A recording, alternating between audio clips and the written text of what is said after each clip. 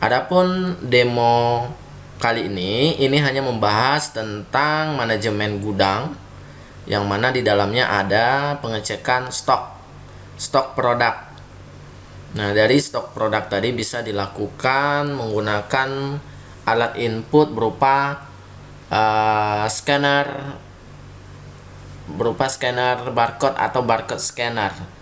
Namun sebelum itu saya akan menjelaskan terlebih dahulu adapun alat barcode scanner yang digunakan jika nantinya ingin menggunakan perangkat mobile ataupun perangkat di sini komputer, itu mesti harus bisa menggunakan dua perangkat ini, yaitu perangkat yang bisa dibeli berupa barcode scanner yang terintegrasi menggunakan teknologi wireless.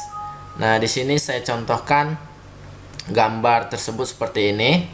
Nah, dalam pengecekan gudang atau pengecekan stok barang nanti bisa digunakan menggunakan barcode scanner ini yang bisa digunakan via wireless yang tersambung di perangkat handphone ataupun PC nantinya. Nah, adapun cara kedua itu adalah menggunakan perangkat handphone itu sendiri. Jadi bisa digunakan berupa fasilitas kamera, itu bisa digunakan berupa kamera mobile tersebut bisa digunakan sebagai alat scanner barcode. Namun cara ini mesti harus menggunakan bahasa pemrograman Android. Nah, memang agak rumit untuk bahasa pemrograman Android tersebut. Nah, untuk kali ini saya akan menjelaskan terkait dengan penggunaan alat ini.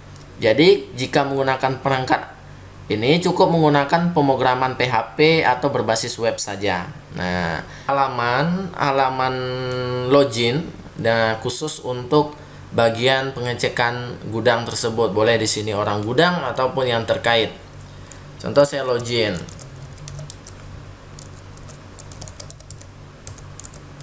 Ini belum ada proses ya. Sebenarnya ini hanya template-nya saja. Login. Nah, di halaman pertama di sini ada halaman utama berupa ada manajemen perhitungan gudang. Baik itu space gudangnya berapa, contohnya produk yang sudah ada berapa totalnya, sehingga bisa terkait dengan penyimpanan gudang itu sendiri. Nah, dapat kita lihat di sini mungkin karena banyaknya barang yang sudah disimpan di gudang tersebut, maka di sini ada space-nya. Contoh di sini ada space yang tersisa adalah 21%. Itu artinya barang yang ada di gudang itu kapasitasnya sudah menghabiskan 79% tempat. Nah, itu maksudnya. Nah, adapun yang amount system atau jumlah amount item atau jumlah item di sini adalah jumlah item setiap barangnya, itu totalnya itu ditotalkan. Contoh di sini ada 376.890 item. Sehingga kaitan daripada jumlah item barang produk di sini, maksudnya produk di sini total 376.890 item jumlah produk, itu menghabiskan 79% space di gudang. Nah, itu maksudnya ada kaitannya dengan space warehouse ini. Nah, itu dia. Nah, kemudian ada amount product. Nah, amount product ini berupa jumlah jenis produk yang ada di gudang itu berjumlah 12.780.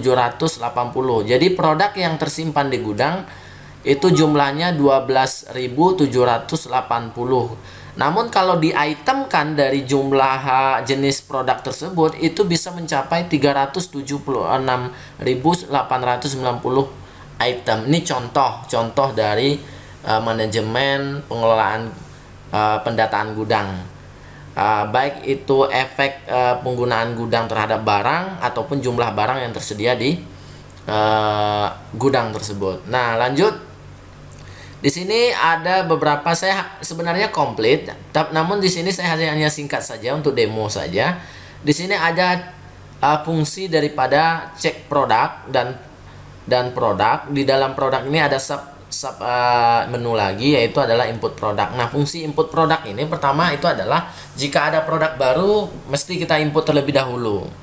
Nah, contoh di sini ini adalah tempat penginputan produk ya. Produk, contoh ID produknya atau kode produknya. Nah, di sini cukup kita scan saja produknya nanti menggunakan barcode scanner, nanti akan muncul secara otomatis, tidak perlu diketik atau boleh juga diketik. Tergantung ya. Nah, contoh di sini nomor produknya ini, kemudian nama produknya adalah contoh beras premium. Kemudian ada amount, ini adalah jumlah ya stok ya, atau jumlah stok, anggap 39 stok. Harganya mungkin bisa di sini juga menampilkan harga. Dan unitnya ini adalah berupa apa, nama kemasannya, apakah PCS atau SAK atau GONI ya. Di sini PCS contohnya. Kemudian posisi. Nah, posisi ini ada kaitannya dengan gudang. Jadi di gudang itu nanti ada tempat posisi berupa lemari atau rak yang disediakan. Jadi posisi beras ini berada di mana. Jadi tentunya setiap posisi tadi diberi nomor penyimpanan rak sekian beras premium untuk karena di gudang itu memang banyak sekali produknya, mesti kita harus beri untuk penomoran rak tersebut supaya khususnya bagian gudang jika ingin mengetahui letak beras premium ini cukup mencari posisi rak tersebut. Contoh rak R008, ini perumpamaan ya. Kemudian di sini selain daripada data produk tersebut, kita juga bisa mengupload berupa fotonya. Jadi di sini tinggal submit. Nah, submit. Nah, maka nanti di dalam menu produk ini juga ada list produk, maka akan masuk di list produk. Ini dia beras, contohnya beras tadi, ini dia. Nah, ini ada beberapa jenis produk di sini. Nah, pada tampilan list produk ini akan ditampilkan semua produk yang ada di gudang ini. Nah, di sini ada fasilitas searching yang bisa digunakan apabila nanti ingin mengetahui produk yang mau dicari. Contoh kapas, maka akan muncul seperti ini. Nah, di sini juga ada dilengkapi dengan gambarnya supaya selain daripada data, kita juga bisa melihat gambar dari produk tersebut. Nah, kemudian untuk memudahkan para gudang di sini dalam memanajemen stok, dapat bisa dilihat di sini ada fasilitas berupa daftar produk yang masuk dalam produk stok minim, maksudnya ya stok minim, yang mana daftar produk stok minim ini bisa kita ketahui apa saja produk yang stoknya di bawah 10. Nah, ini tentunya kita tentukan sendiri mau berapa, di bawah berapa gitu stoknya yang akan ditampilkan. Contoh di sini ada 3 produk yang jumlah stoknya di bawah 10. Jadi kita bisa menggunakan manajemen manajemen stok di sini. Bisa kita cek daftar produk yang stok minim. Nah, ini dia. Sehingga nantinya kita juga bisa mengetahui selain dari daftar list produk stok minim, kita juga bisa mendapatkan info tersebut dari notifikasi setiap harinya. Jadi setiap harinya ada notifikasi jika ada produk-produk yang produknya sudah di bawah minimum. Nah, contoh di sini ada 3 produk. Ini menggunakan notifikasi. Nah, itu kemudahan khususnya bagian gudang tidak perlu lagi mengecek langsung secara langsung. Di sini juga bisa tertara notifikasinya. Setiap update barang yang di bawah 10 stoknya atau yang minim itu secara otomatis akan diberikan informasi seperti notifikasi ini. Nah, selain pada itu, jika petugas gudang tepatnya ingin mengetahui kira-kira mau ke lapangan ke bagian gudang tersebut menggunakan perangkat handphone di sini ataupun tablet, cukup membawa tablet beserta dengan alat scanner yang saya contohkan tadi, yang ini. juga dengan perangkat tablet atau handphone, tinggal membawa, kemudian langsung scan produk tersebut, secara otomatis akan muncul. Contoh ketika dia men-scan produk Daya, contohnya di sini produk Daya, maka akan muncul di sini adalah kode produknya beserta dengan data terkait produknya, dan juga stok yang tersedia. Yang stok yang tersedia di sini dapat kita lihat Daya ternyata 20. Nah, ini hasil daripada setelah melakukan scan produk. Nah, ini dia. Maka akan muncul seperti ini. Nah, jika ingin menambah produk tersebut, cukup mengklik saja produk tersebut. Maka silahkan masukkan produk penambahannya berapa. Contoh penambahannya ada 90 produk. Maka tinggal di submit. Maka secara otomatis nanti akan berubah menjadi penjumlahan tersebut. Nah, itu dia. Selain daripada itu dari segi manajemen stok ya, manajemen stok. Tentunya manajemen tata letak dalam pencarian di sini juga ada. Manajemen tata letak di gudang atau manajemen gudang ya, manajemen warehouse. Di sini ini contohnya untuk terkait dengan penginputan number rak ya. Jadi untuk pendataan rak di sini juga ada fasilitasnya nanti. Pendataan rak nanti kita bisa mengetahui apakah produk Daya ini berada di rak berapa. Nah, terkait dengan lokasinya.